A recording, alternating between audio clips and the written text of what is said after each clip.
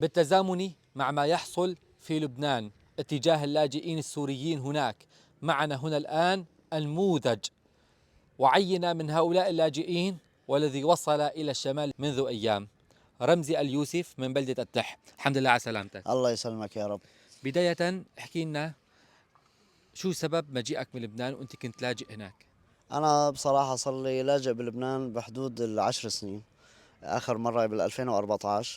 وطبعا عانينا كثير بعد غلاء الدولار، وأكثر شيء العنصرية. يعني في كان عنصرية كثير بلبنان، يعني خصوصا إنه أوراقنا منتهية. كلياتنا صار عنا أولاد بدون تسجيل، بدون إقامات، بدون أي شيء. صار علينا كثير ضغوطات.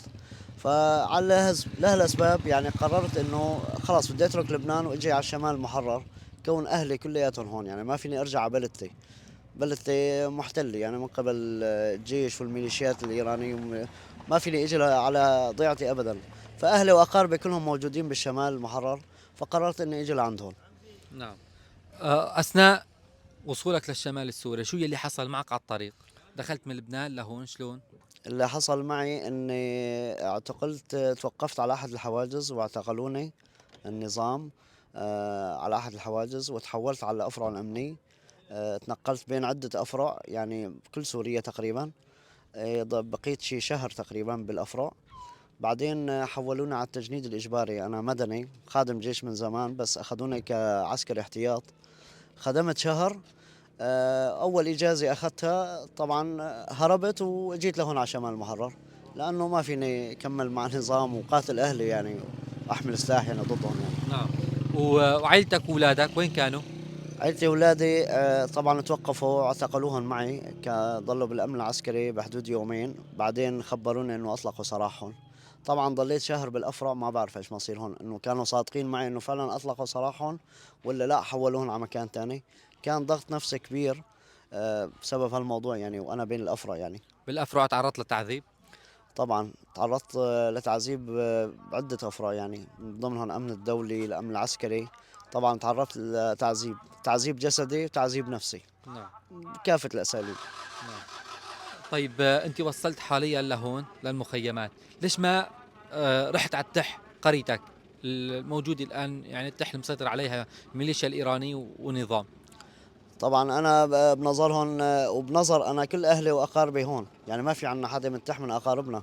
وما فيني أروح لأنه يعني بالنسبة لأهلي ووالدي وإخواتي كلهم بنظرهم إنه هدول إرهابيين أو مسلحين أو كذا. فأنا على أي أساس بدي أروح؟ لأنه أنا محسوب عليهم يعني. فمستحيل إني أروح أقدر أعيش بضيعة إنه إحنا محسوبين كإرهابيين أو مسلحين، وبنفس الوقت محتلة من قبل ميليشيات وقبل الجيش يعني. نعم. ناهيك على انه كثير منها مدمر، وكل المنطقة بشكل عام عم حتى الحديد تبع الاسقف عم يطالعوه بياخذوه. بالتأكيد. طبعا أنا كنت خلال يعني المسيرة بالسجون وبالأفرع يعني، التقيت بكثير ناس، واللي يعني خبرونا إنه ضيعتك كلها مدمرة بالكامل يعني، حتى بيوت ما في عنا يعني. نعم. هذا شيء تأكدته يعني من قبل سجناء كانوا معي يعني. تأكدت إنه ما في عنا بيوت، كله دمار يعني، حتى حديد الأصحى كلهم كسرينه يعني، المنطقة كلياتها. طيب وصلت انت المخيم، هذا هو المخيم اسمه مخيم اهل التح، يلي بيتضمن اهلك وناسك وكل اهالي التح يلي ترحلوا وتهجروا ساكنين في هذا المخيم. هل هن ارهابيين؟ شو وضعهم هون؟ شو كذا؟ يعني هون لاحظتوا أهم شيء إنه هون في أمان. في فقر، يعني عايشين على المساعدات الإنسانية كل الناس هون. يعني طبعا ما في وجود لا مسلحين ولا شيء مثل ما كانوا أخذين الفكرة، أو اللي أعطونا الفكرة اللي هناك عبارة عن ناس عايشة على المساعدات فقط. يعني عايشة بخيم يعني، وشايف المشهد كلياته موجود هون. يعني طبعا أنا وصلت لهون حتى ما بمتلك خيمة لحد الآن يعني طبعا، بس إنه العالم هون كلها عايشة بمخيمات. حتى الان ما قدرت تأمن لحالك خيمة ومستلزماتك من لباس وغيره؟ ابدا. طبعا انا وصلت على المحرر يعني حتى بدون ثياب، يعني كانت ثيابي يعني وصلنا بالافرع يعني مرحله انه قمل وجرب يعني موضوع كثير صعب يعني. حتى وصلت لهون يعني شلحت ثيابي، وصلت يعني ما في معي ثياب يعني. حتى ما عندي اي مستلزمات لزوجتي واطفالي، حتى ما بمتلك خيمه يعني، ابسط احتياج لحد الان لسه ما بمتلك خيمه يعني. بالعودة إلى لبنان شو كنتوا هناك تاخذوا مساعدات؟ كيف كانت معيشتكم من الأمم المتحدة مثلا؟ المهم الأمم المتحدة كانت تعطينا مساعدات إنسانية يعني، بطاقة غذائية عبارة عن قيمة ب70 دولار.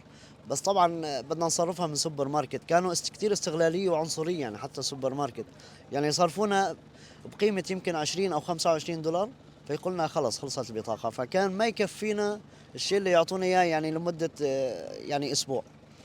فكان في معاناه، يعني معاناه كبيره يعني بلبنان بشتى الوسائل، لا متحده تساعدنا ولا يعني اشخاص عاديين، واجارات بيوت غالي، عنصريه، كل الوسائل، كله ضغوطات حتى من الدولة، أوراقك مو نظامية بده يمسكوك، أنت ماشي عايش دايما بخوف، يعني ما فيك تطلع تشتغل، ما فيك تتجول، ما فيك تعمل أي شيء، وعندك آجار بيت، عندك متطلبات، مستلزمات ومساعدات الأمم ما بتكفي. قررنا أنه نترك ونجي لهون. الحمد لله على سلامتك. الله يسلمك. إذا كما تحدثنا هنا الأخ رمزي هو نموذج لما يحصل للاجئين السوريين في لبنان. اليوم ازدادت معاناة ومأساة السوريين في لبنان، ولا سيما مع مطالبات أو مع قرارات وأفعال جديدة من قبل الحكومة اللبنانية بإعادتهم إلى سوريا وحالهم في سوريا. شرحه رمزي كقصة حصلت معه ومع عائلته، وكيف انتهى به المصير إلى مخيمات النازحين في الشمال السوري المحرر، حيث أيضا المعاناة والمأساة والفقر الشديد. أحمد رحال من مخيم أهل التح في ريف إدلب شمال سوريا.